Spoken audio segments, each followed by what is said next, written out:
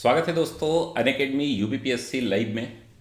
और दोस्तों आज हम बात करेंगे राष्ट्रीय खबरें जो है हाफ ईयरली करंट अफेयर्स की, जो कि आप सभी के लिए जो आगामी परीक्षाएं हैं, विशेषकर जो है यूपीपीएससी जो प्री है और मेंस है उसके लिए भी, और साथ ही जो 2022 का प्री है उसके लिए बहुत ज़्यादा महत्वपूर्ण है, और आरओ का जो आपका मेंस हो रहा है उसके लिए बहुत ही ज़्यादा ये महत्वपूर्ण है 2021 का।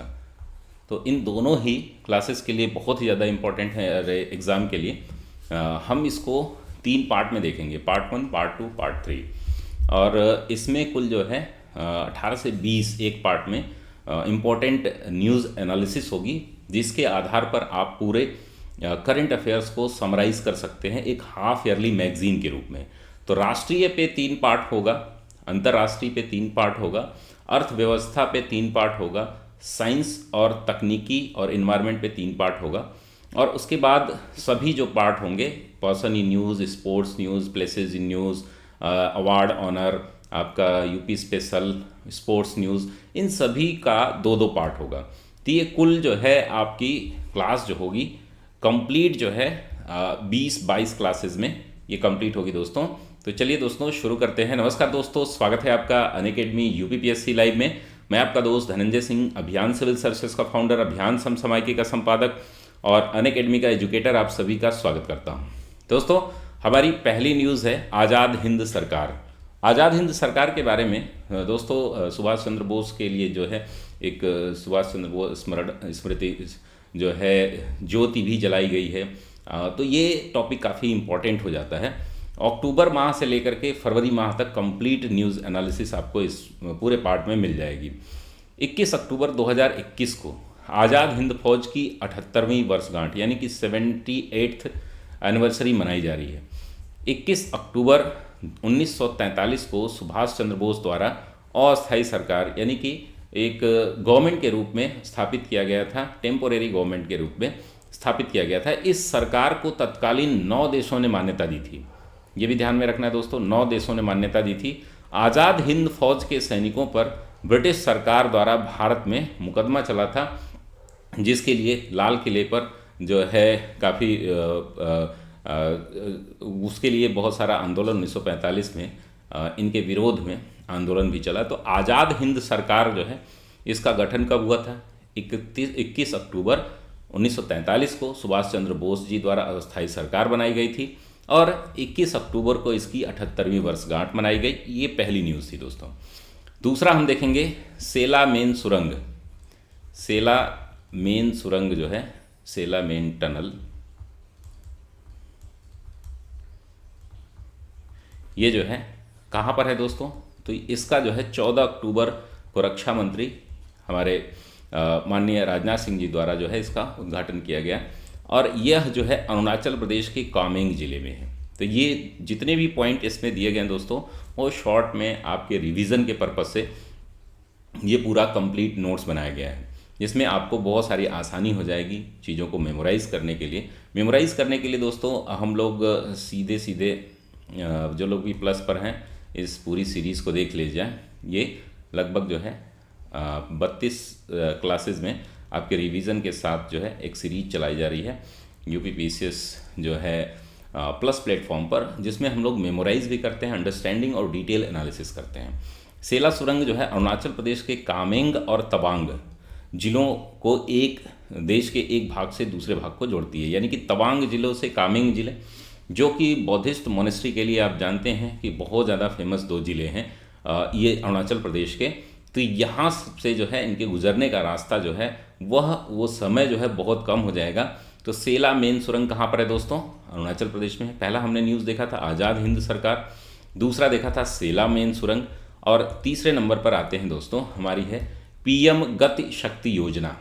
13 अक्टूबर को पीएम गति शक्ति योजना का राष्ट्रीय मास्टर प्लान प्रधानमंत्री द्वारा शुभारंभ किया गया। इसकी जो घोषणा की गई थी जो दोस्तों, वो 15 अगस्त 2021 को नेशनल मोनेटाइजेशन जो स्कीम है, पाइपलाइन है, उसके अंतर्गत किया गया था। और इसके अंतर्गत जितने भी इंफ्रास्ट्रक्चर से रिलेटेड 8 से 9 जो मंत्रालय हैं उनको एक साथ ज्वाइंट किया गया है और इस पर निबंध आने की भी संभावना है। इस गति शक्ति योजना का मेन क्या होगा दोस्तों कि हम देखते हैं कि जब भी हम कोई भी इंफ्रास्ट्रक्चर से संबंधित पुल बनाते हैं, ब्रिज बनाते हैं, या कोई कैनाल बनाते हैं, या किसी भी प्रकार का हम सीवेज सिस्टम डेवलप करते हैं, या कोई भी एक बड़ी बिल्डिंग इंफ्रास्ट्रक्चर देते हैं, चाहे वो रेलवे से संबंधित हो, चाहे वो विद्युत विभाग से संबंधित हो, चाहे वो आपका NHAI से संबंधित हो, इन सभी में ढेर सारे समस्याएं आती हैं। समस्याएं क्या क्या आती है दोस्तों कि जैसे एक विभाग से दूसरे विभाग में, और इसीलिए देखते हैं कि आप जो इंफ्रास्ट्रक्चर में जैसे स्टील इस्पात की कंपनियां खोली जा रही हैं, या माइनिंग में कोई कंपनी जा रही है, उसके लिए पोर्ट में अभी ABG शिपयार्ड का एक बड़ा घोटाला आपने देखा। ये सब घोटाले क्यों हो जाते हैं? एक तो इनका मकसद जो होता है, जो लोग भी कंपनियां शुरू कर रहे हैं, एक तो उनका मकसद गड़बड़ है, और कुछ सरकार की भी कमजोरियां हैं। ये कमजोरियां किस प्रकार से हैं कि जैसे मान लीजिए मैंने 10,000 करोड़ रुपए लोन लिया किसी बैंक से, मैं एक इस्पात की कंपनी डालना चाह रहा हूँ, मान लीजिए मैं उत्तर प्रदेश में डालना चाह रहा हूँ। अब उत्तर प्रदेश के लगभग 8 से 9 विभाग जो है, जिससे हमें मंजूरी प्रदूषण विभाग से अलग मंजूरी लेनी पड़ेगी, PWD का अलग से समस्या है, आपके नगर निगम की कुछ मंजूरी लेनी होगी, इन्वायरमेंटल जो है मंजूरी कुछ लेनी होगी, कुछ जो है हमें स्टेट गवर्नमेंट से मंजूरी लेनी होगी, कुछ सेंट्रल गवर्नमेंट से मंजूरी लेनी होगी। अब इन सभी को हम अलग अलग करते हैं तो ये प्रोजेक्ट बहुत डिले हो जाता है। अब वो 10,000 करोड़ पे इंटरेस्ट बढ़ता जाएगा, हो सकता है कि हमारा प्लांट जो है स्थापित ना हो पाए, और उसमें बहुत सारी समस्याएं जो है इन फ्यूचर आने लगें। तो उसमें क्या करते हैं, ये जैसे जैसे डिले होता है, हमारे बैंक द्वारा जो मैंने लोन लिया है वो जो है धीरे धीरे NPA में कन्वर्ट होता है, क्योंकि उसकी मैंने तो कंपनी अभी डाली ही नहीं, और लेकिन उसका इंटरेस्ट तो जाएगा ही, और इंटरेस्ट हम दे नहीं पाएंगे, वो NPA में कन्वर्ट हो जाता है। तो एक सरकार की भी कुछ समस्या है। इन समस्याओं को एक स्थान पर सॉल्व करने के लिए आधुनिक भारत के साथ ही इंफ्रास्ट्रक्चर निर्माण में होलिस्टिक अप्रोच अपनाने की जो ज़रूरत थी, उसको पूरा करने के लिए PM गति शक्ति योजना का क्रियान्वयन किया जा रहा है। देश में बुनियादी ढांचे के विकास हेतु 100 लाख करोड़ की परियोजनाओं का एक बृहद इंफ्रास्ट्रक्चर तकनीकी के माध्यम से, सेवाओं के माध्यम से, या जैसे भी हम एक जगह पे, तो भारत आने वाले कुछ ही समय में प्रधानमंत्री गति शक्ति नेशनल मास्टर प्लान का लॉन्च करने जा रहा है। 100 लाख करोड़ से अधिक की योजना लाखों नौजवानों के लिए रोजगार के नए अवसर लेकर के आएगी। ये लाल किले के प्राचीर से माननीय प्रधानमंत्री जी ने इसकी घोषणा की थी 15 अगस्त 2021 को, जिसको लॉन्च किया गया है 13 अक्टूबर 2021 को। तो ये दोनों डेट याद रखनी है। तो पहले पे हमने देखा था आज़ाद हिंद फौज, जो लोग भी हमारे प्लस के स्टूडेंट होंगे उनको ये सारी आज़ाद हिंद गवर्नमेंट। दूसरे पे हमने क्या देखा था? दूसरे पे हमने देखा था सेला मेन टनल, और तीसरे पर हमने क्या देखा? PM गति शक्ति। तो अगर आप मेरी क्लास में रहेंगे तो मैं पूरी तकनीकी के साथ बताता हूँ कि किस प्रकार से हम चीज़ों को मेमोराइज करते हैं, किस प्रकार से ऑर्गेनाइज करते हैं, किस तरीके से इसको रिकॉल भी कर सकते हैं। आगे बढ़ने से पहले दोस्तों, अनअकैडमी आप सभी के लिए ढेर सारे प्रोग्राम लाता है। अगर आप सब्सक्रिप्शन लेते हैं प्लस सब्सक्रिप्शन, तो आपको अनलिमिटेड लाइव और रिकॉर्डेड क्लासेस का कोर्सेज का मौका मिलता है भारत के बेस्ट एजुकेटर द्वारा। अगर आप अनअकैडमी पर नए हैं तो आप अनअकैडमी लर्निंग ऐप डाउनलोड करिए, गेट स्टार्टेड में जाइए, अपना कॉन्टैक्ट डिटेल शेयर करिए, UPPSC UPSSC गोल्स में जाइए, मेरा नाम धनंजय सिंह है, आप मुझे सर्च करेंगे, अभियान लाइव कोड यूज़ करके हमारी सभी फ्री क्लासेज आप देख सकते हैं। 1:45 PM पर हमारी रेगुलर क्लासेस होती हैं, तो इसको ज़रूर आप लोग यहाँ पर एक्सेस करें। साथ ही दोस्तों, अनअकैडमी आप सभी के लिए और भी प्रोग्राम लेकर के आता है। जैसे हमारी 2 प्रकार की क्लासेस होती हैं, एक तो होती है स्पेशल क्लास, और एक होती है जो कि स्पेशल क्लास जो कि पूरी तरीके से फ्री होती है, ठीक है, फ्री होती है। और दूसरी होती है आपकी प्लस की क्लास, जो कि आपके सब्सक्रिप्शन पे आधारित होती है, जिसमें हम लोग कंप्लीट तैयारी कराते हैं।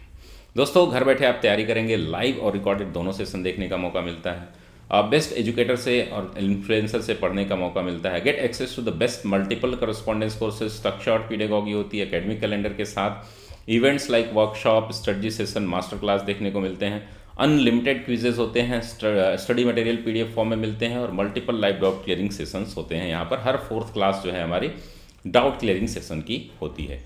दोस्तों हमारे यहाँ पर मेगा सब्सक्रिप्शन ऑफर चल रहा है। अगर आप 12 महीने का मेगा सब्सक्रिप्शन ऑफर लेते हैं यूपीपीएससी, यूपीएससी गोल्स में, तो आपको 2 महीने का सब्सक्रिप्शन फ्री मिलता है, और 24 महीने के सब्सक्रिप्शन पर 3 महीने का सब्सक्रिप्शन फ्री मिलता है।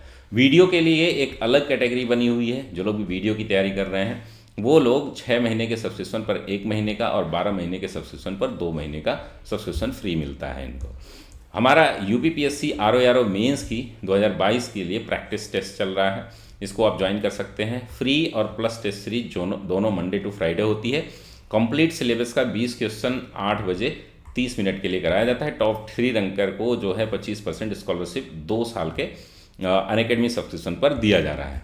साथ ही दोस्तों अगर आप हमारी जो लोग भी आर्थिक रूप से कमज़ोर हैं, या जो लोग भी इतना पैसे नहीं खर्च कर पा रहे हैं, उनके लिए हमारे यहाँ प्रत्येक संडे 10 बजे एक टेस्ट सीरीज आती है, जिसको विजेता टेस्ट सीरीज बोलते हैं, जिसमें आप टॉप 25 में आते हैं तो विभिन्न स्कॉलरशिप आप लोग जीतने को मौका मिलता है। राष्ट्रव्यापी नदी तटीय कार्यक्रम यानी कि national river coastal programme, national river coastal programme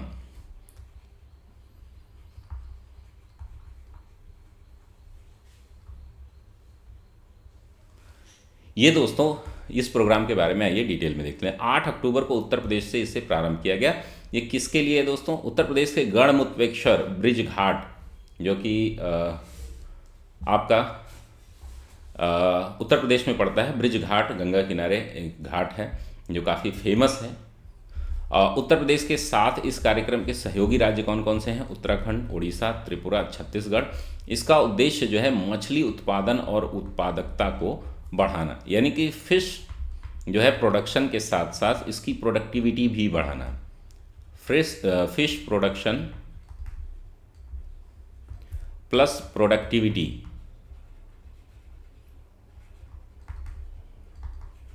को इंक्रीज करना। तो राष्ट्रव्यापी नदी तटीय कार्यक्रम जो है वह किससे संबंधित है? फिश प्रोडक्शन से संबंधित है। ब्रिज घाट जो है शुरू किया गया। ब्रिज घाट बताइए, कमेंट बॉक्स में आप बताइएगा कि ये कौन से जिले में पड़ता है। ठीक है। अटल मिशन अमृत 2.0। ठीक है, आइए इसको डिटेल में देखते हैं दोस्तों। अमृत जो है, अमृत मिशन का जो है फुल फॉर्म आप देख लीजिएगा, AMRUT, अमृत। अमृत जो है Atal mission for rejuvenated urban transformation and urban transformation से संबंधित है। ये शहरी क्षेत्रों में क्या है, वैधानिक नगरों में जल कनेक्शन और अन्य सुविधाएं देने के लिए सीवेज सिस्टम को सुधार के लिए कार्यक्रम है। 12 अक्टूबर को केंद्रीय मंत्रिमंडल द्वारा अमृत मिशन 2.0 को वर्ष 2025-26 तक के लिए मंजूरी दे दी गई है। अमृत 2.0 पर पूर्व परिव्यय जो है 2,77,000 करोड़ रुपए का है। इसके अंतर्गत सभी 4,378 वैधानिक नगरों में घरेलू जल कनेक्शन प्रदान करने का लक्ष्य रखा गया है। साथ ही 500 अमृत शहरों में घरेलू सीवेज का प्रबंधन। अटल मिशन की शुरुआत जो है कब हुई थी? जो पहला हुआ था वो 2015 में हुआ था, और 2019 में इसके 5 साल पूरे हो गए थे। दूसरा जो है लॉन्च किया गया 2021 से 25-26 तक के लिए इसको लॉन्च किया गया है। अटल मिशन यानी अमृत मिशन जो है 2.0। चलिए छठे नंबर पर देखते हैं दोस्तों। छठी जो न्यूज़ है हमारी, कोविड टीकाकरण के 100 करोड़ कब पूरे हुए? ये काफ़ी इंपॉर्टेंट प्रश्न है। ये आपसे पूछा जा सकता है कितने दिनों में पूरे हुए। तो कोरोना टीकाकरण का 100 करोड़ का आंकड़ा 278 दिन में प्राप्त किया गया। 100 करोड़ का आंकड़ा जो है 21 अक्टूबर को प्राप्त कर लिया गया। टीकाकरण की शुरुआत 16 जनवरी 2021 को हुई थी, और 100 करोड़ टीके का आंकड़ा प्राप्त करने वाला भारत जो है चीन के बाद दूसरा देश है, क्योंकि इन्हीं देशों की जनसंख्या बहुत ज़्यादा है। पहले 50 करोड़ टीके 202 दिनों में लगे, वहीं दूसरे 50 करोड़ टीके जो है मात्र 76 दिनों में लगे। इन 278 दिनों में सर्वाधिक टीके क्रमशः उत्तर प्रदेश, महाराष्ट्र, पश्चिम बंगाल में लगाए गए। यहाँ की भी जनसंख्या ज़्यादा है। तो जो 100 करोड़ टीकाकरण हुआ है उसमें 70 करोड़ लोगों को अब तक वैक्सीन की 1 डोज लगी है। 30 करोड़ आबादी जो है वो वैक्सीन की दोनों डोज लगवा चुकी है। और 24 करोड़ में ऐसे हैं जिन्होंने अब तक कोई भी वैक्सीन नहीं लगाया है। तो ये पूरा डेटा है। 100 करोड़ का आंकड़ा जो है प्राप्त करने के बाद टीकाकरण में और तेजी, हर घर दस्तक अभियान शुरू किया गया है। और तेजी के लिए 100 करोड़ के बाद जो है हर घर दस्तक अभियान कहाँ किसके लिए शुरू किया गया है? 100 करोड़ के आंकड़ा को प्राप्त करने के बाद इसमें कंप्लीट टारगेट अचीव करने के लिए हर घर दस्तक अभियान शुरू किया गया है कोविड-19 टीकाकरण के 100 करोड़ पूरा होने के बाद। चलिए 7वीं न्यूज़ देखते हैं दोस्तों। बीएसएफ के अधिकारों में वृद्धि की गई है। तो यूनियन गवर्नमेंट ने, हमारे जो सेंट्रल गवर्नमेंट है उसने पंजाब, पश्चिम बंगाल और असम से सटी अंतर्राष्ट्रीय सीमाओं पर सुरक्षा बल के अधिकारों में 11 अक्टूबर को वृद्धि कर दी है। यहाँ पर बॉर्डर सिक्योरिटी फोर्स के अधिनियम 1968 के तहत इसे बढ़ाया गया है। इसके तहत उपर्युक्त राज्यों में अब बीएसएफ को अंतर्राष्ट्रीय सीमा से 15 किलोमीटर की जगह 50 किलोमीटर तक तलाशी, यानी कि वो आपकी जांच कर सकते हैं, खोजबीन कर सकते हैं, जब्ती, कोई भी अगर इलीगल चीज़ें हैं उनको जब्त कर सकते हैं, गिरफ्तारी, अगर आप पर शक है कि आप जो है भारत के इंटरनल सिक्योरिटी या एक्सटर्नल सिक्योरिटी को लेकर के खतरा उपयोग कर सकते हैं, तो उसे आपको गिरफ्तार किया जा सकता है। वहीं गुजरात में यह दायरा जो है अंतर्राष्ट्रीय सीमा के 80 किलोमीटर से घटा करके 50 किलोमीटर कर दिया गया है, क्योंकि ये जो है टेरिटरी बहुत ज़्यादा थी। तो ये आपको याद रखना है कि बीएसएफ के अधिकारों में वृद्धि की गई है। इससे पहले हमने देखा था 6 नंबर पर टीकाकरण के लिए 100 करोड़ टीकाकरण का पूरा हो गया। इससे पहले जो है 5 नंबर पर हमने क्या देखा था? 5 नंबर पर हमने देखा था अटल मिशन। उससे पहले हमने देखा था नदी तटीय कार्यक्रम। उसके बाद देखा था हमने क्या? तो 7 नंबर पर बीएसएफ के अधिकारों की वृद्धि की गई है। 2 नंबर पर हमने देखा था कि सेला सुरंग, और 1 नंबर पर हमने आज़ाद हिंद फौज देखा था। 3 नंबर पर हमारा क्या था? पीएम गतिशक्ति। पीएम गतिशक्ति। तो ये जो है हमारा टोटल 7 न्यूज़ होगी। 8वीं न्यूज़ क्या है दोस्तों? आरोग्य मंथन 3.0। इसका उद्घाटन जो है जन आरोग्य योजना के 3 साल के सफल इम्प्लीमेंटेशन के बाद किया गया है। इसकी थीम क्या थी? सर्विसेज एंड एक्सीलेंसी, सेवा और उत्कृष्टता। सर्विस एंड एक्सीलेंसी,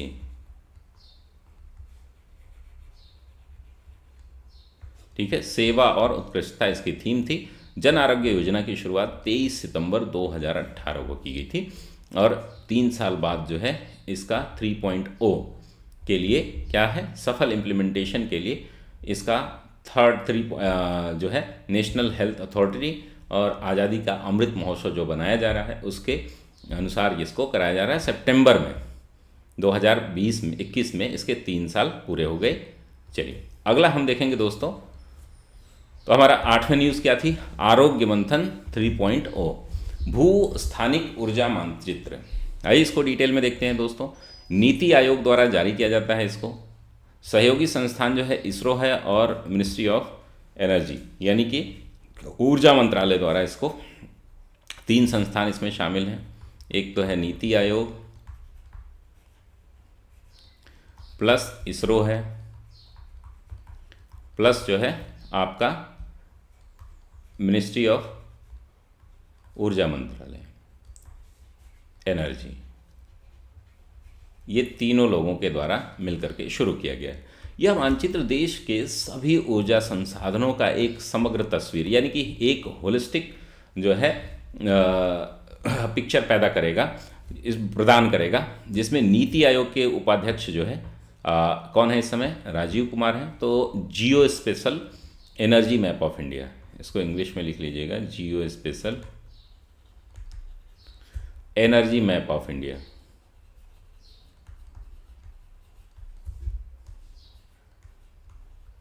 इसके लिए नीति आयोग, इसरो और मिनिस्ट्री ऑफ एनर्जी द्वारा इसको लागू किया गया। 10 नंबर पर हम देखेंगे मुद्रा टूल बॉक्स। मुद्रा टूल बॉक्स क्या है दोस्तों? तो Indian council of medical research ICMR द्वारा जो है इसे जारी किया गया। 5 भारतीय भाषाओं में जारी किया जाता है।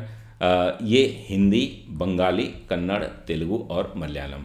इसका ऑब्जेक्टिव क्या है दोस्तों? डिमेंशिया। डिमेंशिया एक प्रकार की बीमारी है जो मेरे ख्याल से जो है भूलने और ज़्यादातर वृद्धों में होती है, चीज़ों को भूल जाना। ठीक है। पीड़ित लोगों की देखभाल और उनकी पहुंच का विस्तार करना है। मुद्रा का फुल फॉर्म जो है मल्टीलिंगुअल डायमेंशिया रिसर्च एंड असेसमेंट है। ठीक है। मल्टीलिंगुअल डायमेंशिया रिसर्च एंड असेसमेंट जो है मुद्रा टूल बॉक्स का क्या है, फुल फॉर्म है MUDRA, इस तरीके से। और इसको लॉन्च किसने किया है? ICMR, Indian council of medical research द्वारा इसको लॉन्च किया गया है। तो ये रही आपकी 10वीं न्यूज़। 11 नंबर पर देखते हैं दोस्तों, राष्ट्रीय सड़क सुरक्षा बोर्ड। राष्ट्रीय सड़क सुरक्षा board, national road safety board, road safety board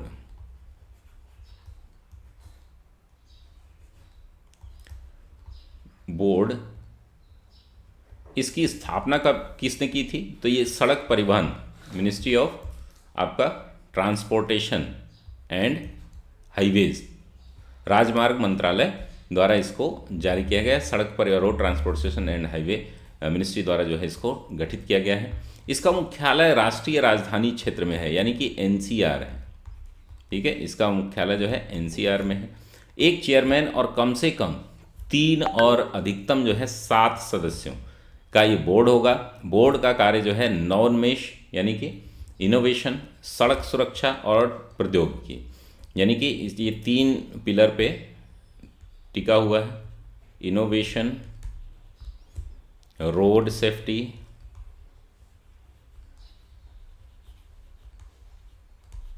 और आपकी है टेक्नोलॉजी। ये तकनीकी और नवाचार या नवोन्मेष और रोड सेफ्टी तीनों पर आधारित है। चलिए अगला हम बात करेंगे दोस्तों PM मित्र पार्क। PM मित्र पार्क है जो ये किसके लिए है? टेक्सटाइल सेक्टर को एम्पावर करने के लिए, यानी कि यूनियन मिनिस्ट्री ने, यूनियन गवर्नमेंट ने क्या किया है, बजट 2021-22 में घोषित PM मित्र पार्कों की स्थापना की मंजूरी दे दी है। 7 मित्र पार्कों की स्थापना की जाएगी, जिसका उद्देश्य क्या है? भारत को एक वैश्विक वस्त्र मानचित्र पर मजबूती से उभरना, तो भारत को जो है इंटरनेशनल जो है ग्रो करना, किसके रूप में? एक टेक्सटाइल इंडस्ट्री के रूप में। इस सभी मित्र पार्कों को ग्रीन फील्ड पूंजी सहायता से 500 करोड़ रुपए, अगर आप ग्रीन फील्ड पूंजी लगा रहे हैं तो, और ब्राउन फील्ड पूंजी की सहायता कार्यक्रम के लिए 200 अधिकतम करोड़ रुपए जो है प्रदान किए जाएंगे। इसके बारे में आइए देख लेते हैं क्या है कि PM मित्रा जो है, landmark decision to empower the textile sector approves 7 mega integrated textile region and apparel. तो मित्रा का आप फुल फॉर्म क्या देख लेंगे? Mega integrated textile region and apparels. Apparels means होता है वस्त्र आदि। Mitra park will be set up to the green field और brown field sites located in different willing states. Support कितना मिलेगा? 500 करोड़ रुपए ग्रीन फील्ड के लिए और 200 करोड़ जो है brown field Mitra parks for development. Support worth 300 crore to the Mitra parks for the competitiveness incentives to the manufacturing units. तो ये सारी पूरी डिटेल जानकारी थी। 12 नंबर पे हमारा PM मित्र जो है, प्रधानमंत्री मित्रा जो है पार्क योजना। The state of the world children report 2021, the state of the world children report 2021 केंद्रीय स्वास्थ्य मंत्री जो है मनसुख मांडविया द्वारा इसको जारी किया गया। इसका मुख्य फोकस क्या था? कोविड-19 के दौरान बच्चों का मानसिक स्वास्थ्य, यानी कि मेंटल हेल्थ क्या है बच्चों का कोविड-19 के दौरान या उसके बाद। तो इसके प्रमुख बिंदु हैं कि 15 से 24 वर्ष के 14% युवा डिप्रेशन से गुजर रहे हैं।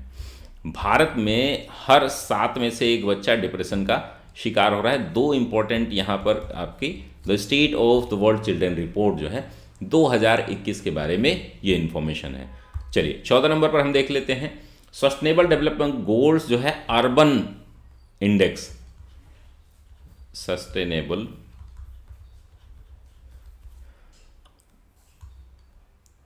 डेवलपमेंट गोल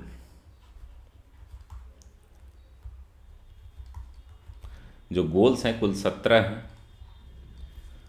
अर्बन इंडेक्स ये इंडिया के लिए है।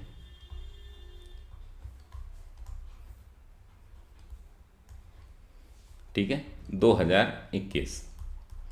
इसमें दोस्तों भारत जर्मनी के सहयोग से ये निर्मित किया गया है। एसडीजी शहरी सूचकांक नीति आयोग द्वारा इसको जारी किया जाता है। सूचकांक में कुल 56 शहरों को क्षेत्रों को शामिल किया गया है।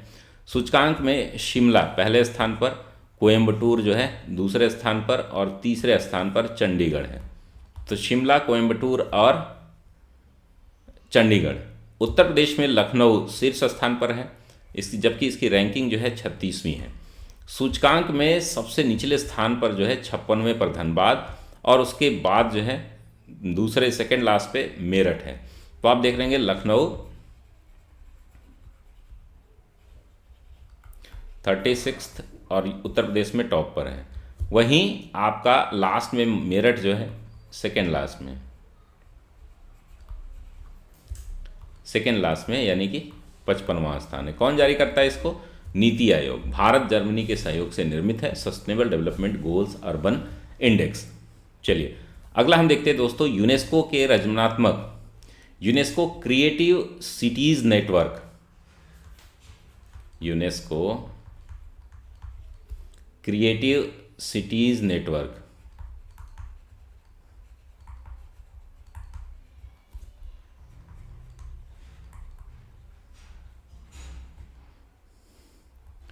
दो 2021 में इसको शामिल किया गया है। श्रीनगर को यूनेस्को के रचनात्मक शहरों के नेटवर्क में शामिल किया गया है। श्रीनगर को शिल्प और लोक कला, हैंडीक्राफ्ट एंड फोक डांस,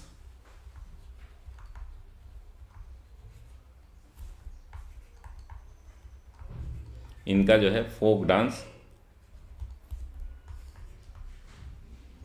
दोनों के लिए चुना गया है, श्रेणी में शामिल किया गया। अब भारत में कुल 6 शहर हो चुके हैं।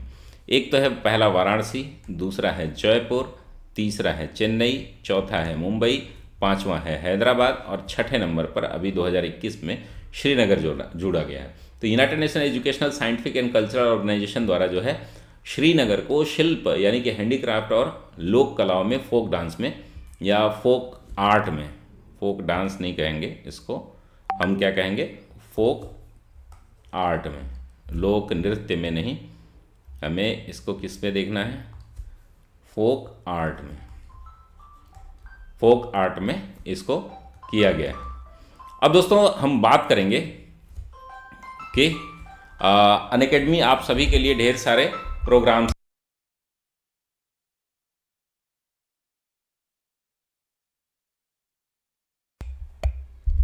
तो बैच कोर्सेज जो है आपके यहाँ पर शुरू होते हैं दोस्तों। अभियान लाइव कोड जो है यूज़ करके हम सभी फ्री क्लासेस देख सकते हैं। रिकॉर्डेड सेशन इसके हम देख सकते हैं यहाँ पर आपके ऑप्शनल जो है मैं धनंजय सिंह आपको फिलोसफी कराता हूँ, इस पर आप देख लीजिएगा। मुकेश कुमार जो है सोशियोलॉजी कराते हैं, अमरनाथ जी जो है वो आपको हिंदी लिटरेचर, सूर्यवंशी जी जो है आपको हिस्ट्री, जियोग्राफी जो है वो निरंकार वर्मा जी और पब्लिक एडमिनिस्ट्रेशन गौरव शुक्ला सर कराते हैं। ठीक है, अभी जो है हम अनअकैडमी पर ढेर सारे प्री मेंस इंटरव्यू के सभी कोर्सेज ला रहे हैं। तो जीएस पेपर 1, 2, 3, 4 ऐसे और हिंदी का कंप्लीट कोर्स यहाँ पर करा दिया गया है।